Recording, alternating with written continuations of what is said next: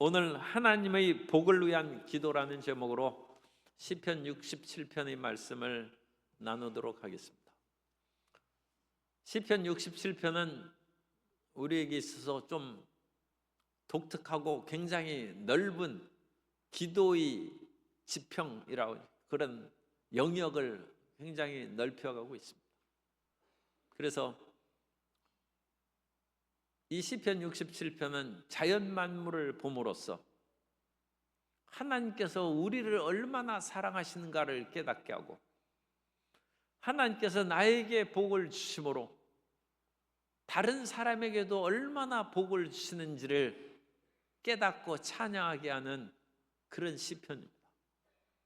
우리가 하나님의 복을 받으면 우리 안에 그냥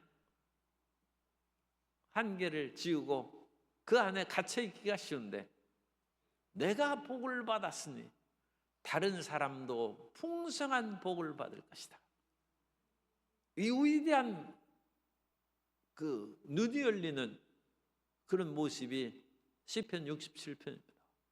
그래서 결론적으로 말씀한 것이 6절과 7절인데, 땅이 그의 소산을 내어 주었으니, 땅이 씨앗을 뿌렸는데 이것은 뭐 꼭 곡식 씨앗만을 생각할 필요가 없고 일반 자연에 자라나는 들꽃 또는 야생 그런 과일 그런 것들도 생각해야 됩니다.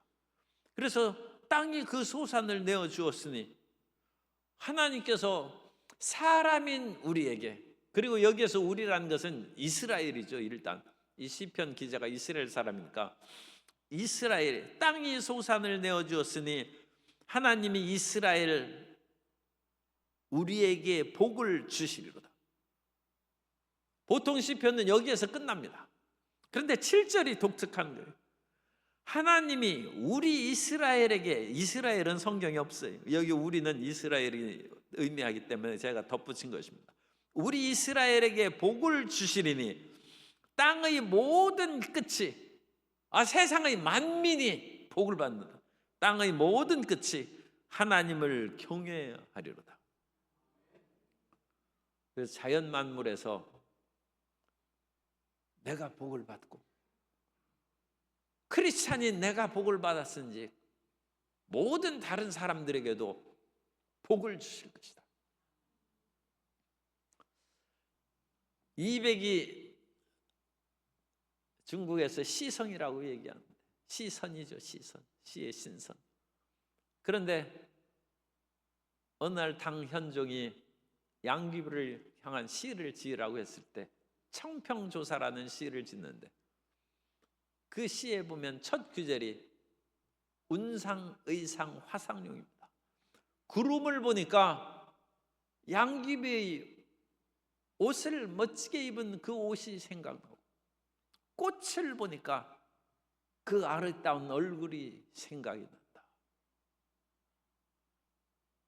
그래서 제가 교회의 여러 꽃 피는 그 광경을 사진을 찍었습니다. 그럼 여러분들은 그것을 이제 이해해야 돼요. 교회가 꽃이 피면, 교회에도 꽃이 피는데 하물며 사랑하는 우리 광주 순복음교회 교인들의 마음에 꽃을 피워주지 않겠는가? 그걸 보라는 거예요. 벌써부터 이렇게 다 올리고 그러면 다시 처음부터 이렇게. 그래가지고 우리 여기 주차장 그 앞에 있는 꽃을 이렇게 계속 하세요. 여기 내려가는 그 길에 있는 그 꽃이고, 저걸 이제 좀 좁혀서 찍으세요.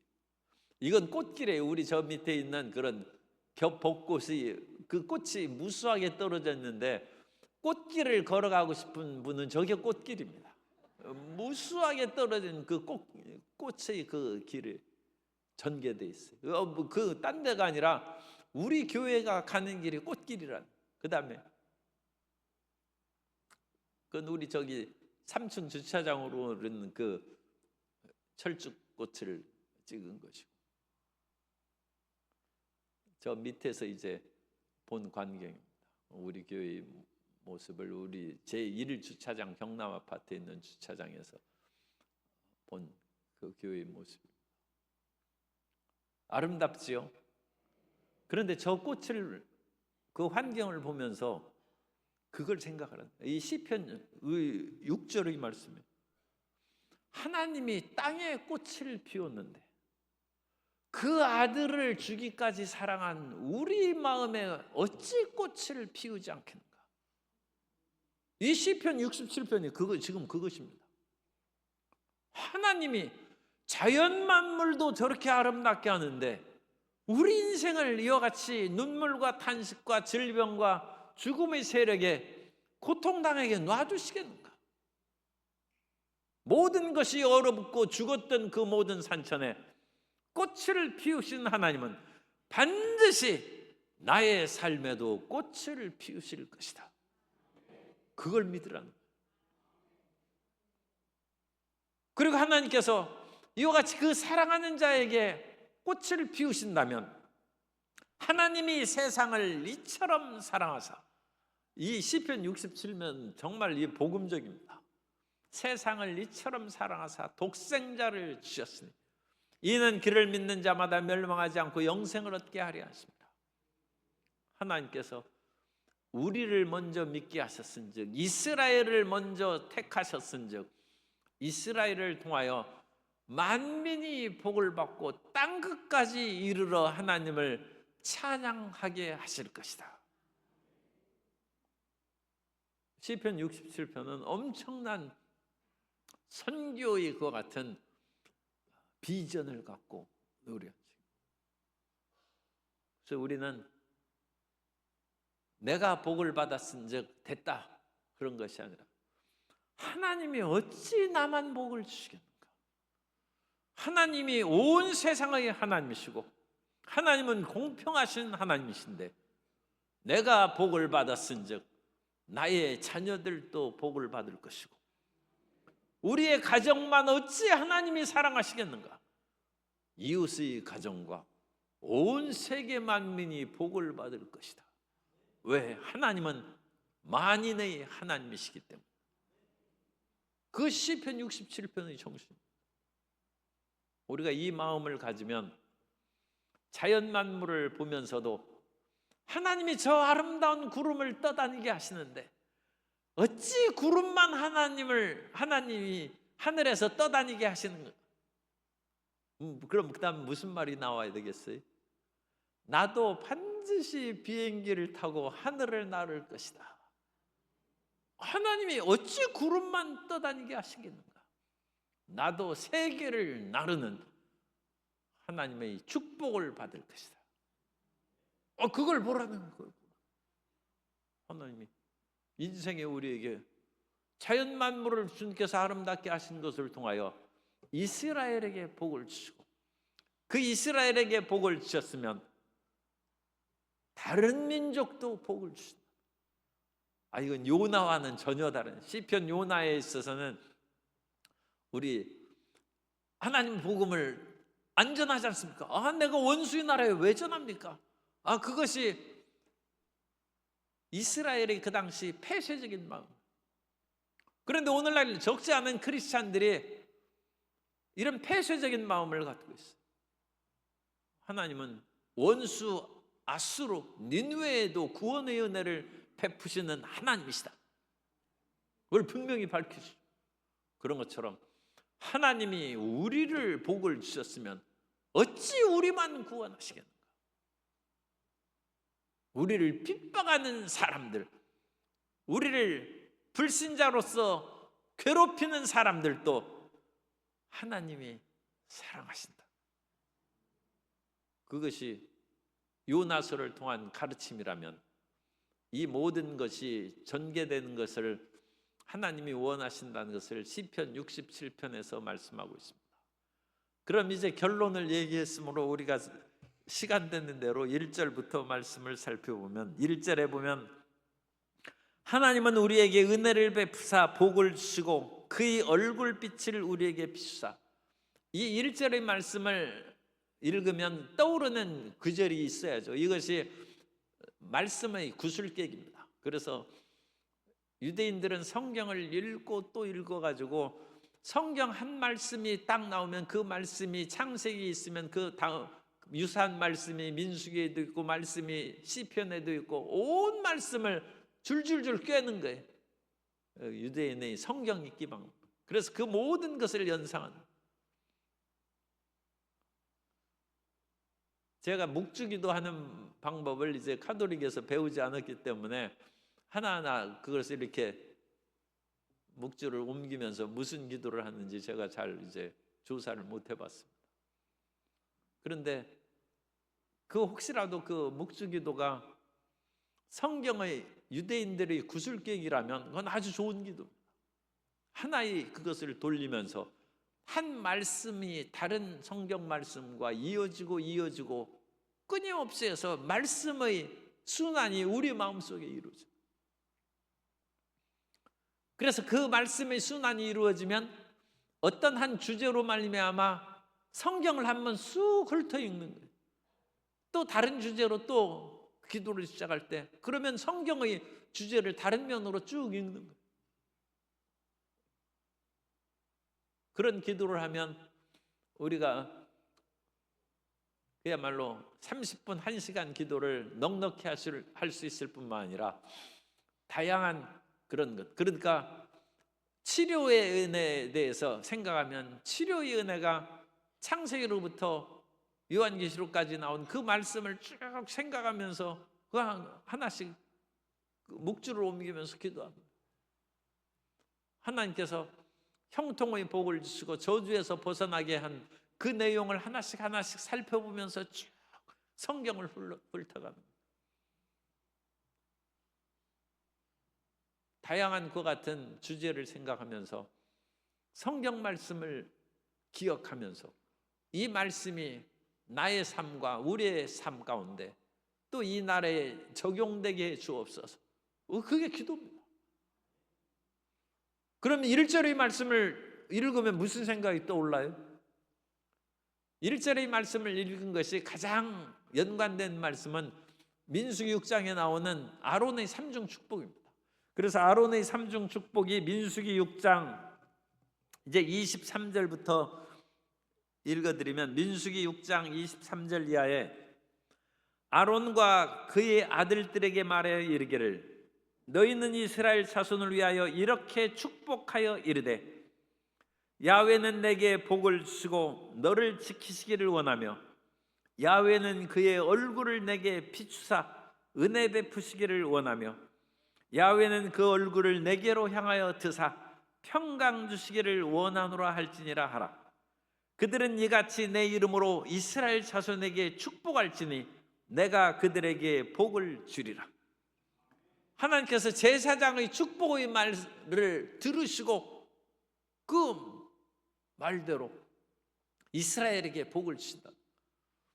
그래서 하나님은 이 세상의 만물에 비유하면 태양입니다. 태양빛이 비추니까 온 지역이 따뜻해지면서 오늘날 이제 너무 더워져서 그것도 이제 지구온난화로 문제가 됩니다만 그런 것들은 이제 또 인간의 잘못과 여러 가지 다른 부작용이 있는 것이고 태양이 없이는 못 사는 것이죠. 태양빛이 비쳐야 만물이 소생하고 자라는 것입니다. 그래서 하나님의 얼굴빛은 우리의 생명입니다. 하나님의 우리에게서 얼굴을 돌리시면 우리 인생은 그야말로 추운 겨울이 되고 얼어붙는 것입니다. 그래서 하나님께서 그 얼굴빛을 비추사 태양이 따뜻하게 비추니까 지금 이 비추는 것은 이 각도가 좀 이제 경사 각도가 좁아져 가지고 거의 이제 직각으로 태양빛이 비치니까 북반구가 지금 더워지는 거죠. 그러니까 지구의 그런 기울기에 의해서 겨울에는 비스듬히 비치니까 태양이 비쳐도 비스듬히 비치니까 빛이 약해요. 열기가 약해요. 그러니까 겨울이 오는 것이고 지금 이것이 이렇게 바뀌어져 가지고 보다 더 경사가 직각으로 가까이 해서 비치니까 열기가 강해지고 빛이 강렬해지고 그러니까 만물이 소생하고 꽃이 피는 것입니다. 하나님 앞에 더 바르게 올바르게 서는 저와 여러분 되시기를 주님 이름으로 축복합니다.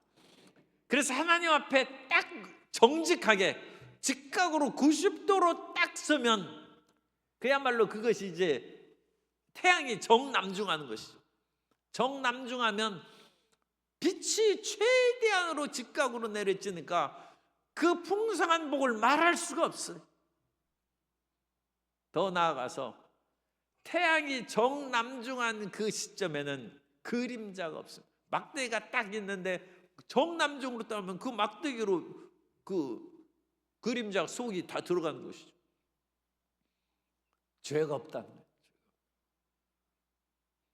우리가 얼마만큼 하나님 앞에 올바르게 서야 되냐. 하나님 앞에 정직하고, 그러니까 바르게 곧게 서서 그림자가 없을 때까지 하나님 앞에 전진해 나아가는 것이 우리의 신앙의 목표가 되시기를 바랍니다. 그리고 이건 뭐 더위하고 그 연관시키지 말고, 어쨌든 이래서 태양빛이 비슷해만 힘이 약해. 점점점 하면서 강해질수록 지금 여름이 다고 봄이 지나고, 그러면 벼가 있고 과일이 있고, 태양빛이 강렬할수록 과일의 당도가 높아지고 참외가 맛있고 수박이 맛있게 돼. 모든 포도나무가 청포도가 연글고 그러니까 하나님께서 그와 같이 우리에게 비춰달라는 것이죠. 하나님, 만물이 그와 같이 태양빛으로 말미암아 잘 성장하는 것처럼 우리의 삶에 풍요로움이 넘쳐나게 하여 주옵소서. 하나님, 자연 만물이 소생하는 것처럼 우리의 가정에 자녀를 주시고 태의 열매를, 자녀를 못 낳는 태양빛을 적게 받아서, 그런데 그건 과학적으로도 그 맞는 것 같아요. 저 노르웨이라든지 북쪽에 있는 스칸디나비아 반도의 그와 같은 그 북유럽 사람들은 햇빛이 일조량이 적으니까 자녀를 그 출산하는 그것이 상당히 약하다. 그래서 태양빛을 많이 받아야 돼. 그래서 아프리카에서는 그냥 자녀를 막 5명, 10명씩 낳는 거예요. 그래가지고 거기는 태양빛을 많이 받으니까 아프리카에서 농산물이 풍부하지 못하는 것은, 그런데 물이 없어요. 그래서 그게 문제인데, 어쨌든 물만 있는 지역은 모든 것이 자라나고, 열대우림, 태양빛이 적도에서 내리쬐고 비가 내리니까 거기에서는 나무가 어찌나 빽빽한지 대낮에도 들어가면 하늘을 못 본다. 대낮에도 컴컴하다. 그와 같이 만물이 소생한다. 그런 것처럼 하나님께서 우리에게 은혜의 얼굴빛을 비추시면 그냥 그 은혜를 받아가지고 자녀를 5명, 10명씩 낳는 거예요. 요즘에 많이 낳는 거 별로 어쨌든 그런데 한 명도 못 낳고 그런 것을 우리나 괴로워하지 않습니까? 그러니까 그 사람은 햇빛을 받아야 돼. 밖에 나가서 햇빛도 쬐일 뿐만 아니라 하나님의 얼굴빛을 많이 받으셔서 자손이 번창하는 축복을 받게 되시기를 주님 이름으로 축원합니다. 자손이 축복을 받고 하나님의 은혜의 복을 받아서 과실이 연결되지, 하는 일마다 일이 잘 되고 열매를 맺는 거예요. 밤낮 공부해도 성적이 오르지도 아니하고 계속 제자리 걸음이나 나빠지면 누가 공부하겠어? 그런데 하나님께서 얼굴빛을 비추시면 우리 머리가 밝아지는 것이죠. 그리고 우리의 지혜와 명철이 생겨. 그러니까 실력이 향상되는, 하나님의 빛을 비추사 우리 머리가, 요즘에 또 이 단어를, 이 좋은 단어를 쓰기가 좀 거북스러운, 우리 머리가 계몽되는 거예요. 우리 머리가 인라이트먼트, 우리가 계몽이라는 것은 라이트가 생겼다. 인라이트에서 동사로 만든 빛이 생겨가지고 우리 머리가 밝아진다. 하나님의 머리가, 그러니까 이 계몽이라는 것은 어둡고 무지몽매한 그런 침침했던 머리가 밝아지는 거예요. 어떻게 밝아집니까? 하나님께서 우리에게 빛을 비추시니까 우리의 영혼이 밝아진다. 마음이 밝아지고 지혜가 밝아진다. 그래서 하나님의 얼굴빛을 비추면 우리의 자손과 하는 일이 잘 되고 지혜와 명철이 가득해서 공부도 잘하고 또 시험에도 잘 합격하고 모든 일에 주의 인자하심으로 번성하고 풍요롭게 되는 은혜가 임하게 될 줄로 믿습니다. 그것이 이 아론의 그런 삼중 축복의 우리에게 주시는 그런 은혜입니다. 그런데 그 은혜로 말미암아 이 2절에 보면 주의 도를 땅 위에 주의 구원을 모든 나라에 알리소서. 1절에 여기도 같은 형식의 그의 얼굴을 빛을 우리에게 비추사. 우리는 누구예요? 이스라엘 사람입니다. 이스라엘 민족에게 그 아론의 삼중 축복에 나오는 거기에서는 너에게라고 됐어요. 그런데 이것도 그 단어를 바꿨어요. 아론의 그 민수기에 나오는 하나님께서 그 얼굴빛을 내게로 향하사 해서 너는 이스라엘을 뜻하는 단수로 되어 있어요. 단수로. 그런데 여기에서는 1절을 과감하게 하나님의 뜻은 이스라엘을만을 축복하는 것이 아니라 우리에게라는 단어를. 그래서 이런 굉장한 이 시편 67편은 굉장한 그런 변형입니다. 그래서 이 우리에게 비추사 2절 주의 도를 이스라엘만 아니라 땅 위에 주의 구원을 모든 나라에 알리소서. 이렇게 넓어진 거예요. 아까 말씀드린 것처럼 안 믿는 사람들, 땅 위의 모든 사람들에게 전개된다는 거예요. 그래서 주의 구원을 모든 나라에게 알리소서. 그래서 하나님 우리에게 지혜를 주셔서 그것은 꼭 오늘날에는 이제 상업적으로 생각을 하는데 하나님 저의 지혜와 명철을 주셔서 우리 코로나19 때 고생을 많이 했는데 백신을 잘 개발하면 나만 살고 대한민국만 살자고 하는 것이 아니라 물론 이 세계에서는 돈 받고 하는 것이지만 모든 세계가 사는 것이죠. 천연두 백신을 개발하니까 천연두가 종식이 되고 여러 가지 의학계의 그런 새로운 발견으로 말미암아 인간의 치명적인 질병이 다 사라지는 거예요.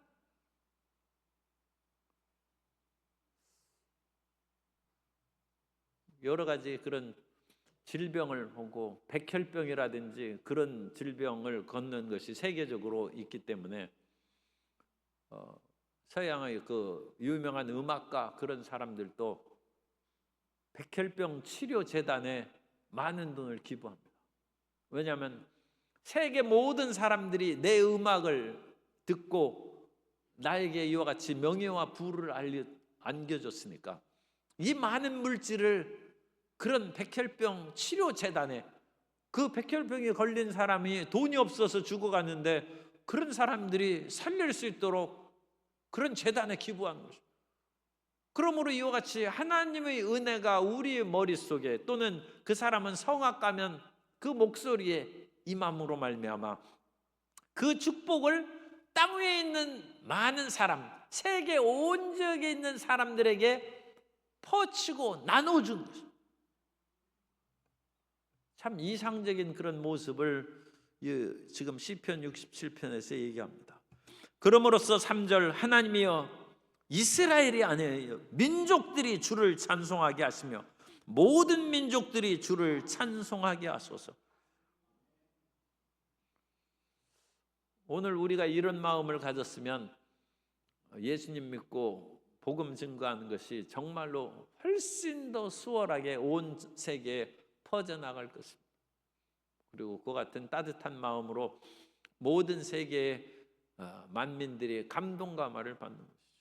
그런데 이와 같은 시편 67편이 시편 150편 가운데 별로 많지 않죠. 그렇기 때문에 이런 마음으로 신앙생활을 하고 사회생활을 하고 이런 마음으로 사업하는 사람들이 그렇게 많지 않죠. 사업 내가 돈 벌고 내가 잘 되기 위해서 사업하지, 내가 사업 잘 돼가지고 다른 사람에게 다 나눠주고 우리 같이 배불리 먹고 굶어 죽는 사람 없이 해야 되겠다, 그런 마음 갖기가 쉽지가 않죠.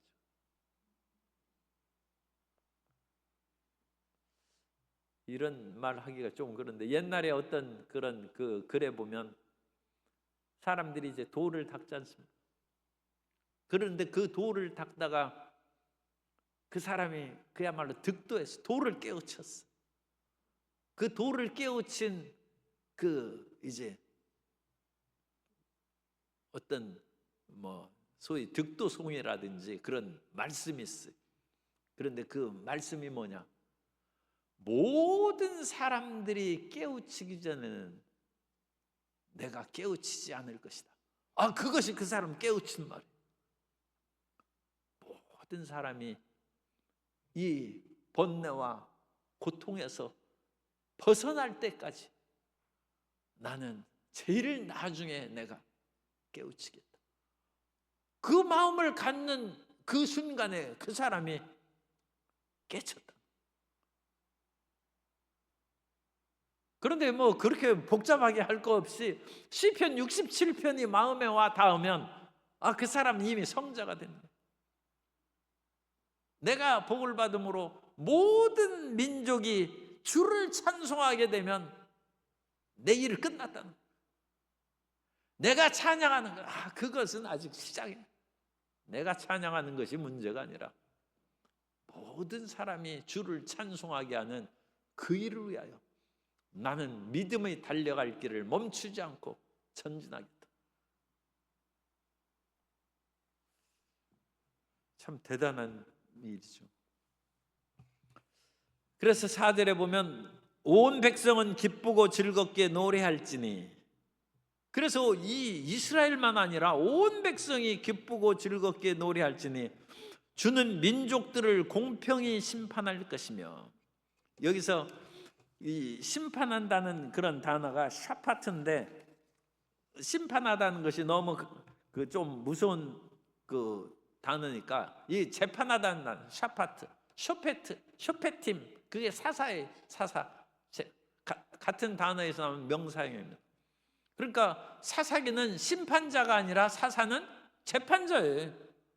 그래서 사사는 저지만이니까, 저지 영어로 재판하는 거예요. 재판하는 것은 뭡니까? 공의를 드러내는 것이죠. 불의한 자를 징계하고 의로운 자를 세우는 것이 재판하는 거예요.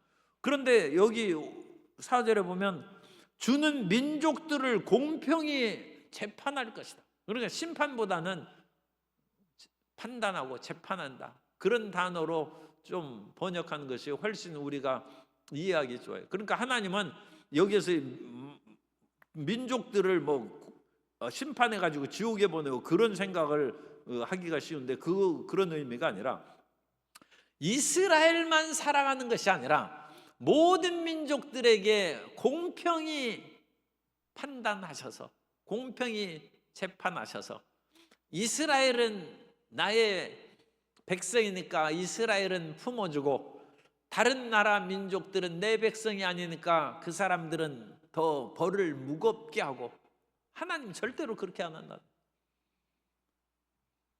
하나님은 모든 민족들을 공평하게 다루신다.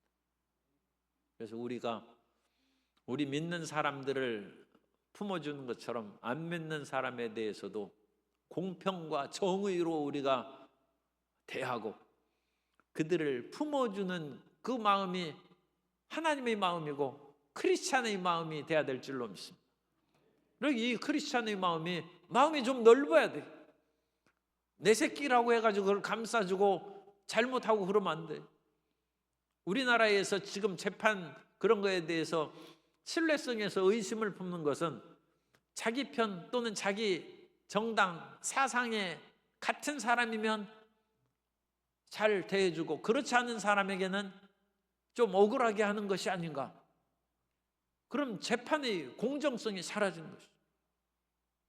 그런데 하나님한테는 그런 것이 없습니다. 하나님은 내 편이시다. 나를 괴롭게 할 자가 어디 있느냐. 그때에도 하나님은 불의한 내 편이라는 그런 의미가 아닙니다. 하나님은 정의를 위하고 진리를 추구해 나아가는 내 편이라는 그런 뜻이에요. 그래야지 우리가 불의하는데 하나님께서 우리를 품어주시겠습니까? 아니, 하나님께서 그럴 바에는 예수 그리스도를 왜 보내십니까? 그냥 너는 하나님 나라에 오라, 그렇게 해가지고 내가 무조건 용서한다. 하나님은 만왕의 왕이시오 만주해 주는데 누가 감히 한갑니까? 그래가지고 그냥 받아들이면 되지. 하나님께서 우리의 죄를 없애기 위해서 그 독생자 예수님을 피 흘리게까지 하고 죽게까지 해서 우리 죄를 사하시고, 그렇게 어려운 일을 통하여 우리를 받아주실 까닭이 뭐가 있어요? 그냥 받아들이면 되지. 그런데 하나님은 독재자가 아니라는 것입니다. 하나님은 공평과 정의를 행하시는 분이지 내 편이시니까 무조건 너 받아줘, 그런 거 없다는 거예요. 그건 우리에게 적용될 뿐만 아니라, 믿는 우리에게 적용될 뿐만 아니라 안 믿는 사람에게도 공평하시다. 그래서 공평히 심판하시고, 그러니까 우리도 주님의 마음을 받아가지고 그대로 살아가야 돼요. 예수님 믿는 사람들도 그 마음으로 사람들을 이렇게 해야 돼요. 그러니까 우리는 더 잘 믿어야죠. 그래야 더 사랑을 받죠. 그래야 공평하죠. 그 다음에 땅 위의 나라들을 다스릴 것임이래라. 그래서 다스린다고 해서 이것도 강한 단어로 번역을 했는데, 이 다스린다는 단어는 나하라는 단어를 쓰는데, 이 나하라는 히브리어는 인도하다는 뜻이에요. 그래서 인도하다라고 번역하는 것이 더 낫겠어요. 하나님은 공평히 재판하시며 땅 위의 나라들을, 여기서 나라라는 것은 네이션이라고 영어에 번역했는데 백성이라는 뜻입니다. 땅 위의 백성들을 인도하실 것입니다. 그래서 하나님은 다른 나라 민족들은 뭐 심판하고 다스려서 뭐 억압하고 그런 뜻이 아니라 그들을 올바르게 재판하고, 야훼는 나의 목자시니, 오늘 그 청장년교구가 시편 23편 내가 감동했어요. 어떻게 또 이 청장년교구가 기도하면서 그 찬양을 준비하고 23편을 그 자녀들을 통해서 읽게 했는데, 내가 감동받은 것은 다른 것이, 그가 나를 푸른 풀밭으로 인도하시고 푸른 초장으로 인도하신다. 그 인도하신다는. 그런데 그 인도하신다는 단어, 이 4절에 내가 이 인도를 얘기하려고 그랬는데 그것을 잘 얘기했어요. 하나님께서는 땅 위의 나라들, 땅 위의 나라의 백성들을 인도하실 것입니다.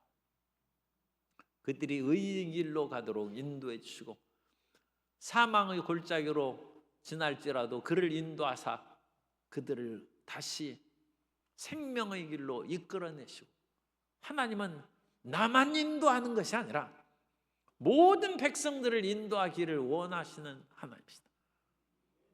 하나님의 이 공평성과 풍성한 그 사랑을, 이 시편 67편은 참 독특한 시입니다. 이렇게 하는 것이, 그럼으로써 5절에 하나님이여 민족들이, 그러니까 모든 민족들이 주를 찬송하게 하시며 모든 민족으로 주를 찬송하게 하소서.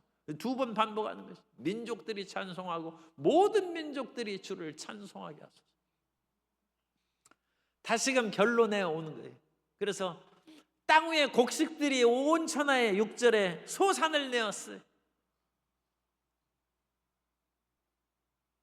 땅에 곡식이 익는 것을 보고, 무화과가 익는 것을 보고, 무화과가 이와 같이 열매를 맺어서 익은 것 보니까 나도 자식을 낳겠구나, 그걸 생각하라는 거예요.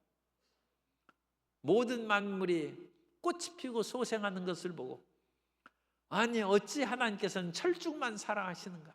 그렇지 않다. 나의 인생에도 꽃이 필 것이다. 그걸 생각하라. 그것으로 하나님께 영광 돌리라는 거예요. 그런데 이스라엘 백성들이 보통 시는 거기에서 그쳤어요. 그런데 시편 67편에서는 어찌 하나님이 이스라엘만 사랑하시겠는가? 이스라엘을 통하여 만민이 복을 받도록 역사하여 주셔서 만민으로 찬양을 받으실 것이다. 여기에서 이제 아론의 삼중 축복문이 시작으로부터 마칠 때까지 이어지는데, 이 축도의 그런 의미에 대해서 시편 67편은 얘기합니다. 우리가 예배를 드리는 것은 왜 예배를 드려요? 하나님 앞에 복을 받기 위해서 예배를 드리는 거예요. 그러면 하나님께서 예배를 통하여 복을 주실 때 언제 주시겠습니까? 하나님께서 그 예배의 복을 항상 주시지만 그 모든 복의 마무리가 축도입니다. 그래서 마무리 축도를 반드시 받아야 돼. 그 아론의 삼종 축복문은 이 하나님께서 역사하시고 그 모든 것을 행하신 것을 아론이 마지막 축복을 선포함으로 열매를 맺는 것이고, 유식한 말로 하면 마지막 활용점정으로 마지막 눈에 동자의 그런 동자를 찍어서 만드는 그 역사를 행합니다. 다윗이 하나님 앞에 온갖 제물을 드리고 모든 것을 마쳤습니다. 그리고 나서 마지막에 하는 것이 축복입니다.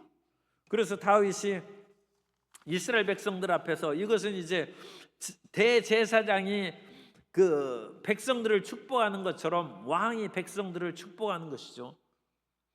사무엘하 6장 18절, 사무엘하 6장 18절에 보면 다윗이 번제와 화목제 드리기를 마치고 만군의 야훼의 이름으로 백성에게 축복하고, 이 축복이에요.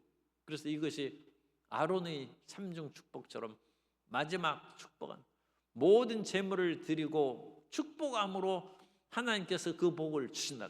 그것을 다시 확인시켜 드리기 위해서 민수기 6장 27절을 읽어드립니다. 민수기 6장 27절에 그들이 이같이 내 이름으로, 그러니까 하나님께서 내게 얼굴에 빛을 비추시기를 원한다는 삼중 축복을 한 후에 27절의 마무리입니다. 아까 읽어드렸는데, 그들은 이같이 내 이름으로 이스라엘 자손에게 축복할지니 내가 그들에게 복을 주리라.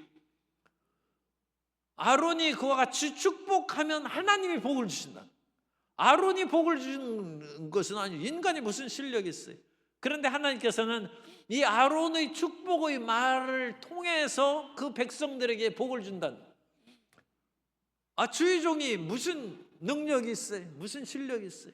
그러나 하나님의 말씀을 쫓아서 그야말로 성자, 성부, 성령의 이름으로 마지막 축도를 할 때 하나님이 복을 주신다. 그러니까 반드시 축도를 받아야죠.